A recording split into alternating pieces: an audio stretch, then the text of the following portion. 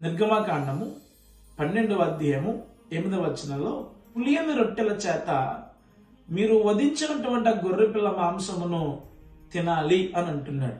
పైగా మాంసమును కాల్చి ఈ పొంగని రొట్టెల చేత తినాలి అని అంటున్నాడు.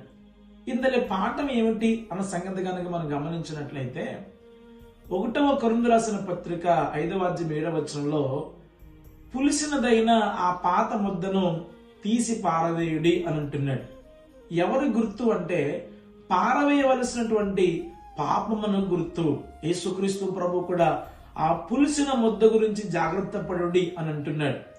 ప్రభుని యేసుక్రీస్తు ప్రభు చెబుతున్న మాట ఏమిటంటే, నీవు ఈ వాగ్దాన భూమిని స్వతంత్రించుకోవాలంటే, ఐగుప్తుని విడిచి బానిస బ్రతుకుని విడిచి వాగ్దాన భూమిని మనం స్వతంత్రించుకోవాలంటే పస్కా బలి ఆచరించాలి.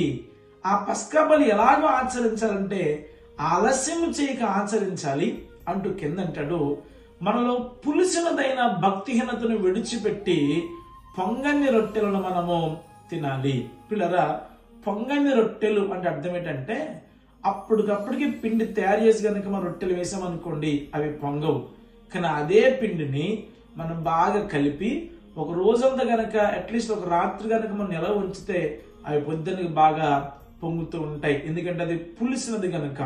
ప్రభు అంటున్నాడు, అలా పులుసుని తీసివేయక నూతనముగా చేయబడిన రొట్టె వలె ఒక నూతనమైన విశ్వాసిగా, నూతనమైన బ్రతుకుతో, నూతనమైన ఆత్మతో, నూతనమైన అభిషేకంతో మనం నివసించాలి. గాని పులిసిన వారమై, నిల్వ చేయబడిన వారమై, పాపమందు ఆలస్యం చేయబడిన వారమై, లోకమందు అనాసక్తి కలిగిన వారమై ఉండక ఆసక్తి కలిగి పాపమును విడిచుట్లో త్వరపడి పులియని పిండి వలె మనం మారినప్పుడు పరమ కానాలకు వెళ్తామని దేవుడు మనకు తెలియజేస్తున్నాడు.